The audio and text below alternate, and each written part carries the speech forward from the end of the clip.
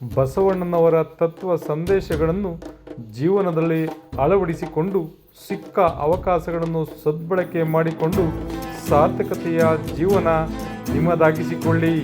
ಮಳವಳ್ಳಿ ಪಟ್ಟಣದಲ್ಲಿ ಸರ್ಕಾರಿ ನೌಕರರ ಸಂಘದ ರಾಜ್ಯಾಧ್ಯಕ್ಷರಾದ ಷಡಕ್ಷರಿ CS ಕರೆ. ಮಳವಳ್ಳಿ ಪಟ್ಟಣದಲ್ಲಿ ಶ್ರೀ ಬಸವೇಶ್ವರ ಪತ್ತಿನ ಸಹಕಾರ ಸಂಘ ಮತ್ತು ಸರ್ಕಾರಿ ನೌಕರರ ಕ್ಷೇಮಾಭಿವೃದ್ಧಿ ಸಂಘದ ವತಿಯಿಂದ ರಾಜ್ಯಾಧ್ಯಕ್ಷರಾದ ಷಡಕ್ಷರಿ CS ಅವರಿಗೆ ಭರಪೂರ ಅಭಿನಂದನೆ. ಮಳವಳ್ಳಿ ಪಟ್ಟಣದಲ್ಲಿ ಭಾನುವಾರ ನಡೆದ ಸರ್ಕಾರಿ ನೌಕರರ ಸಂಘದ ತಾಲೂಕು ಅಧ್ಯಕ್ಷರಾದ ಮಲ್ಲಿಕಾರ್ಜುನಯ್ಯವರ ಗೃಹ ಪ್ರವೇಶಕ್ಕೆ ಆಗಮಿಸಿದ ರಾಜ್ಯಾಧ್ಯಕ್ಷರಾದ CS ಷಡಕ್ಷರಿ ಅವರು ನಂತರ ತಾಲೂಕು ಶ್ರೀ ಬಸವೇಶ್ವರ ಪತ್ತಿನ ಸಹಕಾರ ಸಂಘಕ್ಕೆ ಆಗಮಿಸಿ ಅಲ್ಲಿಯ ಕಾರ್ಯವೈಖರಿ ಮತ್ತು ಕಲ್ಯಾಣ ಮಂಟಪದ ಬಗ್ಗೆ ಹಲವು ಸಲಹೆ ಸೂಚನೆಗಳನ್ನು ನೀಡಿ ಮಾತನಾಡಿದರು. ಈ ಸಂದರ್ಭದಲ್ಲಿ ಮಳವಳ್ಳಿ ತಾಲೂಕು ಬಸವೇಶ್ವರ ಪತ್ತಿನ ಸಹಕಾರ ಸಂಘದ ವತಿಯಿಂದ ಮತ್ತು ಮಳವಳ್ಳಿ ತಾಲೂಕು ವೀರಶೈವ ಲಿಂಗಾಯತ ಕ್ಷೇಮಾಭಿವೃದ್ಧಿ ಸಂಘದ ವತಿಯಿಂದ ರಾಜ್ಯಾಧ್ಯಕ್ಷರಿಗೆ ಮತ್ತು ಆಗಮಿಸಿದ ಎಲ್ಲ ರಾಜ್ಯ ಮತ್ತು ಜಿಲ್ಲಾ ಪದಾಧಿಕಾರಿಗಳಿಗೆ ಅಭಿನಂದಿಸಲಾಯಿತು. ಈ ಸಂದರ್ಭದಲ್ಲಿ ಮಾತನಾಡಿದ ಅವರು 12ನೇ ಶತಮಾನದಲ್ಲಿಯೇ ಅನುಭವ ಮಂಟಪದ ಮೂಲಕ ಸರ್ವರಿಗೂ ಸಮಾನತೆಯ ಸಂದೇಶ ನೀಡಿದ ಬಸವಣ್ಣನವರ ತತ್ವ ಸಂದೇಶಗಳನ್ನು ಪ್ರತಿಯೊಬ್ಬರೂ ಜೀವನದಲ್ಲಿ ಅಳವಡಿಸಿಕೊಂಡು ಸಿಕ್ಕ ಅವಕಾಶಗಳನ್ನು ಬಳಸಿಕೊಂಡು ಸಮಾಜಕ್ಕೆ ಮಾದರಿಯಾಗುವಂತೆ ಕಾಯಕದ ಸೇವೆ ನೀಡುವ ಮೂಲಕ ಜೀವನ ಸಾರ್ಥಕತೆ ಪಡಿಸಿಕೊಳ್ಳುವಂತೆ ಅವರು ಈ ಸಂದರ್ಭದಲ್ಲಿ ಕರೆ ನೀಡಿದರು. ಮನುಷ್ಯನ ಹುಟ್ಟು ಆಕಸ್ಮಿಕ, ಸಾವು ನಿಶ್ಚಿತ. ಈ ನಡುವೆ ಬದುಕುವ ನಾವುಗಳು ಜನಮಾನಸದಲ್ಲಿ ಉಳಿಯುವಂತಹ ಕೆಲಸಗಳನ್ನು ದಕ್ಷತೆ ಮತ್ತು ಪ್ರಾಮಾಣಿಕತೆಯಿಂದ ಮಾಡಬೇಕೆಂದು ಎಲ್ಲ ನೌಕರರಿಗೂ ಕಿವಿಮಾತು ಹೇಳಿದರು. ಸಿದ್ಧಗಂಗಾ ಮಠದ ಪುಣ್ಯಕ್ಷೇತ್ರದಲ್ಲಿ ಶಿಕ್ಷಣ ಪಡೆದ ನಾನು ನನಗೆ ಸಿಕ್ಕ ಅವಕಾಶಗಳನ್ನು ಬಸವಣ್ಣನವರ ತತ್ವ ಸಂದೇಶಗಳನ್ನು ಅಳವಡಿಸಿಕೊಂಡು ಬಿಡುವಿಲ್ಲದಂತೆ ಪ್ರಾಮಾಣಿಕ ಸೇವೆ ನೀಡುತ್ತಿದ್ದೇನೆ. ಸಿಕ್ಕ ಅವಕಾಶ ದಿನದಲ್ಲಿ ನಮ್ಮದೇ ಆದ ಹೆಜ್ಜೆ ಗುರುತು ಇಟ್ಟು ಹೋಗಬೇಕು. ಅಧಿಕಾರದಲ್ಲಿದ್ದಾಗ ಶಾಶ್ವತವಾದ ಜನರಲ್ಲಿ ಉಳಿಯುವಂತಹ ಸೇವೆ ನೀಡಬೇಕು ಎಂದ ಅವರು, ನಮಗಿಂತ ಕೆಳಗಿದ್ದವರನ್ನು ನೋಡಿ ನಾವು ಕಲಿಯಬೇಕು. ಅದನ್ನು ಬಿಟ್ಟು ನಮಗಿಂತ ಎತ್ತರದಲ್ಲಿರುವವನ್ನು ನೋಡಿದರೆ ದಾರಿ ತಪ್ಪಬೇಕಾಗುತ್ತದೆ ಎಂದ ಅವರು, ನಮ್ಮ ಆತ್ಮಸಾಕ್ಷಿಗೆ ಒಪ್ಪುವಂಥ ಕೆಲಸವನ್ನು ಪ್ರಾಮಾಣಿಕತೆಯಿಂದ ಮಾಡೋಣವೆಂದರು. ಶ್ರೀ ಬಸವೇಶ್ವರ ಪತ್ತಿನ ಸಹಕಾರ ಸಂಘವು 25ನೇ ವರ್ಷದ ಪೂರೈಸಿರುವುದು ಸಂತಸ ತಂದಿದೆ. ಆಡಳಿತ ಮಂಡಳಿಯವರು ಆದಷ್ಟು ಕಡಿಮೆ ಬಡ್ಡಿ ದರದಲ್ಲಿ ಸಾಲ ನೀಡುವಂತಾಗಬೇಕು. ಕೇವಲ 75,000ಕ್ಕೆ ಸೀಮಿತವಾಗದೆ ಜನರಿಗೆ ನೆರವಾಗುವಂತೆ ಆಭರಣ ಸಾಲ, ಗೃಹ ಸಾಲವನ್ನು ಹೆಚ್ಚಾಗಿ ನೀಡಬೇಕು. ನಿಶ್ಚಿತ ಠೇವಣಿ ಹೆಚ್ಚಾಗಿ ಸಂಗ್ರಹಿಸಿ ಜನಸಾಮಾನ್ಯರಿಗೆ ನೆರವಾಗುವಂಥ ಹೆಚ್ಚಿನ ವಹಿವಾಟು ನಡೆಸುವಂತೆ ಸಲಹೆ ನೀಡಿದ ಅವರು, ಈಗಾಗಲೇ ನಿರ್ಮಿಸಿರುವ ಶ್ರೀ ಬಸವೇಶ್ವರ ರಚಿತ ಭವನವನ್ನು ಬಾಡಿಗೆ ನೀಡುವಲ್ಲಿ ತ್ವರಿತ ಕ್ರಮ ವಹಿಸುವಂತೆ ಈ ಸಂದರ್ಭದಲ್ಲಿ ಸಲಹೆ ನೀಡಿದರು. ಕಾರ್ಯಕ್ರಮದಲ್ಲಿ ಶ್ರೀ ಬಸವೇಶ್ವರ ಪತ್ತಿನ ಸಂಘದ ಅಧ್ಯಕ್ಷರಾದ ಪುಷ್ಪೇಂದ್ರಪ್ಪ, ಸರ್ಕಾರಿ ನೌಕರರ ಸಂಘದ ಅಧ್ಯಕ್ಷರಾದ ಗಂಗಾಧರ್, ಜಿಲ್ಲಾ ಮತ್ತು ರಾಜ್ಯ ಮಟ್ಟದ ಪದಾಧಿಕಾರಿಗಳಾದ ಹರ್ಷ, ಗಿರಿಗೌಡ, ಶಂಭುಗೌಡ, ಸೋಮಶೇಖರ್, ವಿಜಯಕುಮಾರ್, ಜಯರಾಮು ಸೇರಿದಂತೆ ಎಲ್ಲರೂ ಉಪಸ್ಥಿತರಿದ್ದರು. ವಿಶೇಷ ವರದಿ ಮಾಗನೂರು ಎಂ ಶಿವಕುಮಾರ್, ಮಾಮರ ಮೀಡಿಯಾ, ಮಳವಳ್ಳಿ. ಸಂಸ್ಥೆ ಈಗ 25 ಲಕ್ಷ ಇರೋದು, ಬರುವಂತ ಇನ್ನೊಂದು ವರ್ಷದಿಂದ 75 ಲಕ್ಷ, 1 ಕೋಟಿ ಆದಾಯ ಪ್ರತಿ ವರ್ಷ ಗಳಿಸುವಂತಾಗಲಿ ಅಂತೇಳಿ ನಾನು ತಮಗೆ ಶುಭವನ್ನು ಕೋರುತ್ತೇನೆ ಅಂತೇಳಿ ಮಾಡ್ತಾ ಇದ್ದಾರೆ. ನಮ್ಮ ಉದ್ದೇಶ ಇಷ್ಟೇ, ಯಾರೇ ಇರಲಿ, ಯಾವುದೇ ಜಾತಿ ಇರಲಿ, ಯಾವುದೇ ಧರ್ಮ ಇರಲಿ, ಎಲ್ಲರ ಉದ್ದೇಶ ಒಂದೇ, ಎಲ್ರಿಗೂ ಒಳಿತಾಗಲಿ, ಎಲ್ರಿಗೂ ಒಳ್ಳೇದಾಗಲಿ. ಎಲ್ಲ ಧರ್ಮದ ಸಾರ ಒಂದೇ. ಇವನಾರವ ಎಂದೆನಿಸಿದರಯ್ಯ, ಇವ ನಮ್ಮವ ಎಂದೆನಿಸಯ್ಯ, ನಮ್ಮ ಮನೆಯ ಮಗನೆಂದೆನಿಸಯ್ಯ.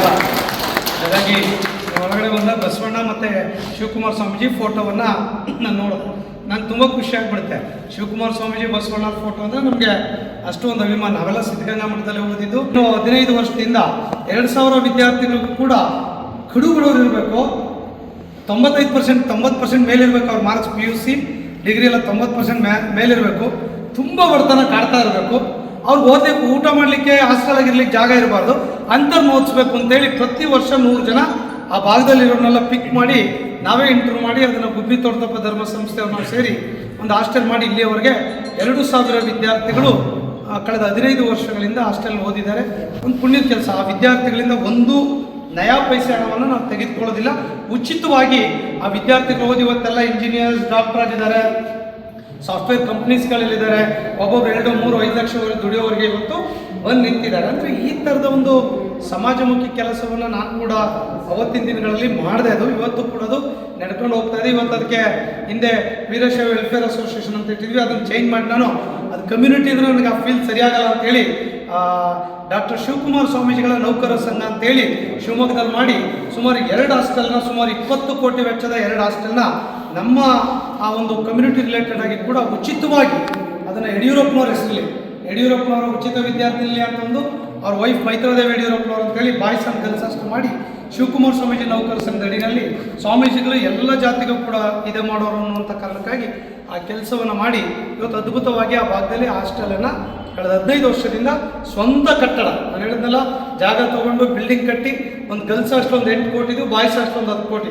ಅದು 15 ಕೋಟಿ ವೆಚ್ಚ ಮಾಡಿ 1 ಕೋಟಿ FD ಹಣವನ್ನು ಇಟ್ಟು ಆ ಬರೋ ದುಡ್ಡಿನಲ್ಲಿ ಆ ಬಡ ಮಕ್ಕಳನ್ನು ಓದಿಸುವಂಥ ಒಂದು ಪುಣ್ಯದ ಕೆಲಸವನ್ನು ಕಳೆದ 15 ವರ್ಷದಿಂದ ನಾನು ಮಾಡ್ತಾ ಇದ್ದೀನಿ. ಸೊ ಹೀಗೆ ಸರ್ಕಾರಿ ನೌಕರ ಸಂಘ ಇರ್ಬೋದು, ಸಮಾಜ ಇರ್ಬೋದು, ಸಮುದಾಯಕ್ಕೆ ಎಲ್ಲೆಲ್ಲಿ ಒಳ್ಳೊಳ್ಳೆದು ಮಾಡಲಿಕ್ಕೆ ಅವಕಾಶ ಇದೆ, ನಮ್ಮ ಕಡೆಯಿಂದ ಏನು ಮಾಡ್ಲಿಕ್ಕೆ ಸಾಧ್ಯತೆ ಇದೆ ಆ ಎಲ್ಲ ಕೆಲಸಗಳನ್ನು ಕೂಡ ಮಾಡಿದ್ದೇವೆ. ತೌಸಿ ಬೆಳೆಸಿ ಬಡ ವಿದ್ಯಾರ್ಥಿಗಳು ಯಾರು ಟಾಪರ್ಸ್ ಇರ್ತಾರೆ, ಅವ್ನು ಮೆಡಿಕಲ್ ಇಂಜಿನಿಯರಿಂಗ್ ಓದಲಿಕ್ಕಲ್ಲ ಅಂತ ಓದಿಸುವಂಥ ವಿಚಾರ ಇರ್ಬೋದು, ಆ ಥರದ ಒಂದು ಕಲ್ಪನೆಗಳನ್ನು ಇಟ್ಕೊಂಡು ಒಂದು ಸೋಷಿಯಲ್ ಆಗಿ ಮೂಮೆಂಟನ್ನು ರನ್ ಮಾಡುವಂಥದ್ದು ಅತ್ಯಂತ ಅವಶ್ಯಕತೆ ಇದೆ. ಆ ಕೆಲಸವನ್ನು ತಾವು ಮಾಡಬೇಕು ಅನ್ನುವಂಥದ್ದನ್ನು ಕೂಡ ಈ ಸಂದರ್ಭದಲ್ಲಿ ಹೇಳ್ತಾ, ವಿಶೇಷವಾಗಿ ನನಗೆ ಕೂಡ ಇವತ್ತು ನಾವೆಲ್ಲ ಸಿದ್ಧಗಂಗಾ ಮಠದ ಸ್ವಾಮೀಜಿಗಳ ಆಶೀರ್ವಾದದಿಂದ ಓದಿ ಇವತ್ತು ಈ ಹಂತದವರೆಗೆ ಕೂಡ ಬಂದಿದ್ದೇವೆ. ಬಸವಣ್ಣವ್ರ ಪ್ರಿನ್ಸಿಪಲ್ ಇದೆ, ಕಾಯಕವೇ ಕೈಲಾಸ, ಕೆಲಸ ಮಾಡಬೇಕು, ಪ್ರಾಮಾಣಿಕವಾಗಿರಬೇಕು. ಇವತ್ತು ಪ್ರಾಮಾಣಿಕವಾಗಿ ಆರ್ಥಿಕ ಸಚಿವರಾಗಿ, ಪ್ರಧಾನಮಂತ್ರಿಗಳಾಗಿ ಬಿಜ್ಜಳನ ಆಶ್ರಮದಲ್ಲಿ ಸಾಕಷ್ಟು ಕ್ರಾಂತಿಕಾರಕ ಹೆಜ್ಜೆಗಳಲ್ಲಿ ಕೂಡ ನಿಮಗೆಲ್ಲ ಕೂಡ ಗೊತ್ತಿದೆ. ಸೊ ಅವರ ವಿಚಾರಗಳು ಏನು, ಅವರಲ್ಲಿ ಒಳ್ಳೆಯ ವಿಚಾರಗಳಿದೆ, ಅದು ನಮ್ಮ ವೃತ್ತಿ ಬದುಕಿನಲ್ಲಿ ನಮ್ಮ ಜೀವನದಲ್ಲಿ ಅಳವಡಿಸ್ಕೊಂಡಾಗ ಮಾತ್ರ ಸಾರ್ಥಕತೆ ತರುತ್ತೆ. ಇವತ್ತು ಬಸವಣ್ಣವ್ರನ್ನ ಯಾವುದೋ ಸಮುದಾಯಕ್ಕೆ ಸೀಮಿತವಾಗಿ, ಸ್ವಾಮೀಜಿಗಳನ್ನ ಯಾವುದೋ ಇದಕ್ಕೆ ಸೀಮಿತವಾಗಿ ಮಾಡಿಕೊಳ್ಳುವಂಥ ಕೆಲವೆಲ್ಲ ವ್ಯವಸ್ಥೆಗಳು ನಡೀತಾ ಇದೆ. ಸೊ ಅವರು ಬೇರೆ ಬೇರೆಯವರು ಕೂಡ ಒಪ್ಕೊಳ್ತಾರೆ. ಇವತ್ತು ಬಸವಣ್ಣವ್ರು ಲಂಡನ್ವರೆಗೆ ಹೋಗಿ ಬಂದ್ಬಿಟ್ಟಿದ್ದಾರೆ. ಲಂಡನ್ನಿನ ಥೇಮ್ಸ್ ನದಿ ದಡದಲ್ಲಿ ಅಲ್ಲಿನ ಗೌರ್ಮೆಂಟ್ ಅವ್ರ ಸ್ಟ್ಯಾಚ್ಯೂ ಇಟ್ಟಿದೆ ಅಂತ ಹೇಳಿದ್ರೆ ಬಹುಶಃ ಮೊದಲನೆಯ ಅನುಭವ ಮಂಟಪವನ್ನು ಇಡೀ ವಿಶ್ವಕ್ಕೆ ಕೊಟ್ಟರು ಬಸವಣ್ಣವ್ರು ಅಂತ ತಮಗೆಲ್ಲ ಕೂಡ ಗೊತ್ತಿದೆ. ಅವರಲ್ಲಿ ಯಾವುದೇ ಮಹಾಮನೆ ಪರಿಕಲ್ಪನೆಯಲ್ಲಿ ಜಾತಿ ಮತ ಭೇದವಿಲ್ಲದೆ ಎಲ್ಲರೂ ಕೂಡ ಒಂದೇ. ಅವರ ವೃತ್ತಿ ಆಧಾರದ ಮೇಲೆ ಯಾರಲ್ಲಿ ಒಳ್ಳೊಳ್ಳೆ ಚಿಂತನೆಗಳಿದೆ ಆ ಥರ ಅನೇಕ ಶರಣರನ್ನು ಕೂಡ ಬದಲಾಯಿಸಿದ್ದು ಕೂಡ 12ನೇ ಶತಮಾನದ ಕ್ರಾಂತಿಕಾರಕ ಹೆಜ್ಜೆಗಳು ತಮಗೆಲ್ಲ ಕೂಡ ಗೊತ್ತಿದೆ. ಸೊ ಇವತ್ತು ಅವರ ವಿಚಾರಗಳನ್ನು ಇಟ್ಕೊಂಡು ನಾವು ಕೂಡ ಒಂದಿಷ್ಟು ಪ್ರಯತ್ನವನ್ನು ಇವತ್ತು ಮಳವಳ್ಳಿ ಕ್ಷೇತ್ರದಲ್ಲಿ ಕೂಡ ಮಾಡ್ತಾ ಇದ್ದೀರಾ. ಒಳ್ಳೆ ಕೆಲಸ ಆಗಲಿ, ತಮಗೆಲ್ಲ ಒಳ್ಳೆಯದಾಗಲಿ. ನನ್ನ ತಾವು ಸಾಮಾನ್ಯ ನೌಕರ ಕೂಡ ಸರ್ಕಾರಿ ನೌಕರ ಸಂಘದ ಅಧ್ಯಕ್ಷನಾಗುವಂಥ ಅವಕಾಶಗಳು ಕೂಡ ಇವತ್ತು ಸಿಕ್ಕಿರೋದು ಸಂತೋಷ ಹೊಂದಿದೆ. ಅವಕಾಶ ಸಿಕ್ಕಿದಾಗ ಒಂದು ಹೆಜ್ಜೆ ಗುರುತುಗಳನ್ನು ಮೂಡಿಸೋಗ್ಬೇಕು. ಸುಮ್ಮನೆ ಎಲ್ಲ ಕೂತ್ಕೊಂಡು ಎಲ್ಲ ಇದ್ರೆ ಆಗೋದಿಲ್ಲ. ಸೊ ಒಂದು ಹೆಜ್ಜೆ ಗುರುತುಗಳನ್ನು ಮೂಡಿಸ್ಬೇಕು ಅನ್ನುವಂಥ ಅವಕಾಶವನ್ನು ಕೊಟ್ಟಾಗ ಸೊ ಕೆಲಸ ಮಾಡ್ತಾ ಇದ್ದೀವಿ, ಮಾಡ್ತಾನೂ ಇದ್ದೀವಿ, ಮುಂದೆ ಅವಕಾಶ ಸಿಕ್ಕಿದ್ರು ಕೂಡ ಮಾಡ್ತೀವಿ. ಸೊ ಹಾಗಾಗಿ ನೀವು ಕೂಡ ಅಷ್ಟೇ ಅವಕಾಶ ಸಿಕ್ಕಾಗ ಕೆಲಸ ಮಾಡಿಬಿಡ್ಬೇಕು. ಮತ್ತೆ ಅವಕಾಶ ಸಿಗುತ್ತೋ ಇಲ್ವೋ ಗೊತ್ತಿಲ್ಲ. ಹಾಗಾಗಿ 60 ವರ್ಷ ರಿಟೈರ್ಡ್ ಆದಮೇಲೆ ಯಾರು ನಮ್ಮನ್ನು ಮಾತಾಡ್ಸಲ್ಲ. ನೌಕರರು 60 ವರ್ಷದೊಳಗೆ ಎಷ್ಟಾಗುತ್ತೋ ಅಷ್ಟು ಕೆಲಸ, ಚೇರ್ ಬಿಟ್ಟು 5 ಆದಮೇಲೆ ಚೇರ್ ತೆಗೆದು ನಿಮ್ಮನ್ನು ಆಚೆ ಕಳಿಸ್ಬಿಡ್ತಾರೆ. ಆ ಮಟ್ಟದ ಒಂದು ಶೋಷಣೆಗಳು ಇರ್ತದೆ, ಏನು ಮಾಡಲಿಕ್ಕಲ್ಲ. ಕಾನೂನುಗಳು ಹಂಗೆ ಇರ್ತದೆ. 60 ವರ್ಷದವರೆಗೆ 24/7 ಕೆಲಸ ಮಾಡಬೇಕು, ಖುಷಿ ಪಡಬೇಕು. ಮತ್ತು ನಾವು ಕೂಡ ಸಂಬಳ ತೊಗೊಂಡಾಗ ಇವತ್ತು ಕೆಲಸ ಮಾಡಿದ್ದೀನಿ, ಈ ತಿಂಗಳು ಸಂಬಳ ಬಂತು, ಈ ತಿಂಗಳು ನಾನು ಏನೋ ಒಂದು ಕೆಲಸ ಮಾಡಿದ್ದೀನಪ್ಪ, ಸರ್ಕಾರದ ಇಲಾಖೆ ಕೆಲಸ, ತಾಲೂಕಿನ ಕೆಲಸ ಅಥವಾ ನನ್ನ ವ್ಯವಸ್ಥೆ ಸಿಸ್ಟಮಲ್ಲಿ ಮಾಡಿದ್ದೀನಿ, ಖುಷಿ ಇದೆ ಅನ್ನುವಂಥ ಒಂದು ಆತ್ಮತೃಪ್ತಿ ನಮ್ಗೆ ಇರಬೇಕು. ನಮ್ಮ ಸರ್ಕಾರಿ ನೌಕರಲ್ಲ ಆತ್ಮತೃಪ್ತಿ ಕಡಿಮೆ ಆಗ್ತದೆ. ಅವ್ನು ಮಾಡ್ತಾ ಇಲ್ಲ ಸರ್, ನಾನು ಯಾಕೆ ಮಾಡಬೇಕು, ಕಂಪ್ಯಾರಿಸನ್ ಮಾಡ್ತೀವಿ ನಾವು, ಹಂಗಾಗಬಾರ್ದು. ಸೊ ನನ್ನ ನೋಡಿ ಅವ್ನು ಫಾಲೋ ಮಾಡೋ ರೀತಿ ಆಗಬೇಕು. ನಾವು ಇನ್ನೊಬ್ಬನ್ನ ಕಂಪೇರ್ ಮಾಡೋದ್ರ ಸಮಸ್ಯೆಗಳು ಎಲ್ಲಿಲ್ಲ, ಎಲ್ಲ ಕಡೆ ಸಮಸ್ಯೆಗಳಿದೆ. ಎಲ್ರಿಗೂ ಸಮಸ್ಯೆ ಬೇಕು.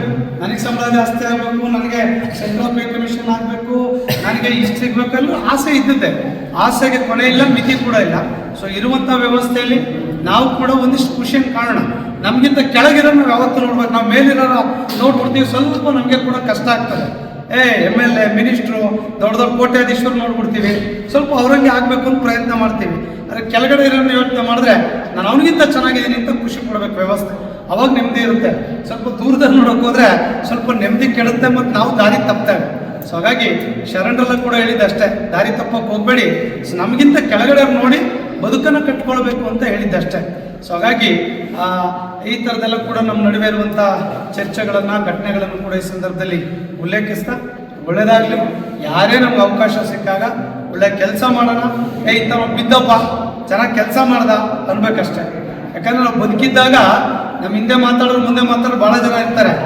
ನಾವು ಸತ್ತೋದ್ಮೇಲೆ ಬೈಕೊಳ್ಳೋರು ನಮ್ಮ ಜೊತೆ ಇರ್ತಾರೆ. ಪುಣ್ಯಾತ್ಮ ಹೋದ್ನಲ್ಲಪ್ಪ ನೆಮ್ಮದಿಯಾಗಿರ್ತೀವಿ ಅಂತಾರೆ. ನಾವು ಸತ್ತೋದಾಗ ನಮ್ಗೆ ಗೊತ್ತಾಗಲ್ಲ. ನಮ್ಮ ಹಿಂದೆ ಸಾವಿರಾರು ಸಂಖ್ಯೆಯಲ್ಲಿ ಜನ ಬಂದರು ಅಂದರೆ ಇವ್ನು ಒಳ್ಳೆ ಕೆಲಸ ಮಾಡಿದ ಕಣೆ ಅಂತ ಅರ್ಥ ಆಗ್ತದೆ. ನಮ್ಮ ಹಿಂದೆ ಜನಗಳು ಬರಲಿಲ್ಲ ಅಂದರೆ ಅದೇ ಉತ್ತರ. ಏನು ಉತ್ತರ ಅಂದರೆ ಓ ಸರಿ, ಇದು ರಿಸಲ್ಟ್, ಅದೇ ರಿಸಲ್ಟ್. ರಿಟೈರ್ಡ್ ಆಗ್ತೀವಿ. ರಿಟೈರ್ಡ್ ಆದಮೇಲೆ ಏನೋ ನಮ್ಮ ಆದಿ ಬೀದಿಲಿ ಸಿಕ್ಕಿದ್ರೋ ಪಾರ್ಕಲ್ಲಿ ಸಿಕ್ಕಿದ್ರೋ ರಸ್ತೆಯಲ್ಲಿ ಸಿಕ್ಕಿದಾಗ ಪುಣ್ಯಾತ್ಮ ಕಣೆ ಒಳ್ಳೆ ಕೆಲಸ ಮಾಡಿದೆ ಅಂತೇಳಿ ನಮ್ಮ ಜೊತೆಗೆ ಹೇಳಿ ಒಂದು ಸೆಲ್ಫಿ ಹೊಡಿಸ್ಕೊಂಡ ಅಂದರೆ ಪರವಾಗಿಲ್ಲ, ನಾವು ಒಂಚೂರು ಕೆಲಸ ಮಾಡಿದ್ದೀವಿ ಅಂತ.